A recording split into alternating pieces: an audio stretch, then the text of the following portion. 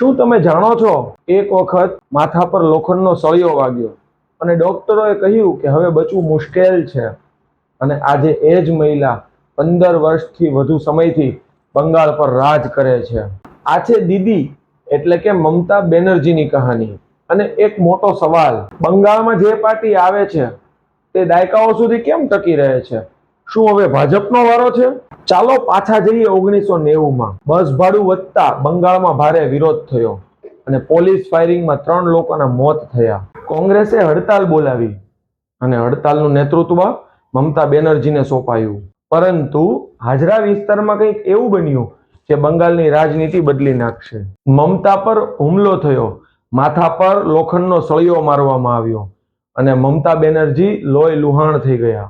ડોક્ટરોને લાગ્યું કે હવે બચશે નહીં, પરંતુ મમતા બેનર્જી બચી ગયા. થોડા દિવસ પછી માથા પર પટ્ટી બાંધીને મમતા બેનર્જી ફરી રસ્તા પર ઉતર્યા અને અહીંથી જ જન્મ થયો એક નવી દીદીનો.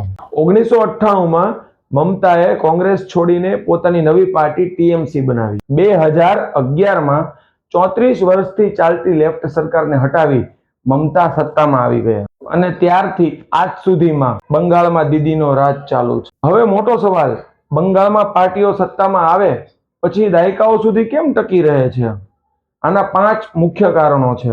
લેફ્ટે ગામથી શહેર સુધી મજબૂત સંગઠન બનાવ્યું. દરેક બૂથ, દરેક વિસ્તાર પાર્ટી સીધી લોકો સુધી પહોંચી. પછી ટીએમસીએ એ જ મશીનરી પોતાના હાથમાં લઈ લીધી. બંગાળમાં એક ભાવના ખૂબ જ મજબૂત છે કે દિલ્હી અમને સમજતું નથી.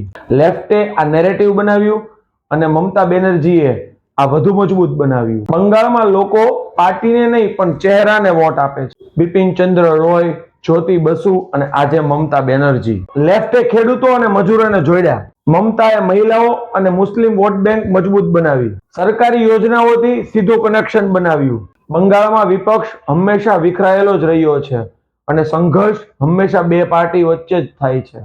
2016માં ભાજપ પાસે માત્ર 3 બેઠકો હતી અને 2021માં 77 બેઠકો થઈ ગઈ. ભાજપનો વોટ શેર 10% થી 38% સુધી પહોંચી ગયો. આટલો મોટો ઉછાળો કેમ આવ્યો? લેફ્ટ અને કોંગ્રેસના મત ભાજપ તરફ ગયા. હિન્દુત્વ નેરેટિવ, આરએસએસ નું નેટવર્ક અને સુવેન્દુ અધિકારી જેવા નેતાઓ. ભાજપનું ગણિત કહે છે કે 2021માં 75 બેઠકો ઓછી માર્જિનથી હાર્યા હતા. જો 5% વોટ શિફ્ટ થાય તો ભાજપ બહુમતી મેળવી શકે, પણ રસ્તો સરળ નથી. ટીએમસી જેટલું મજબૂત કેડર નથી.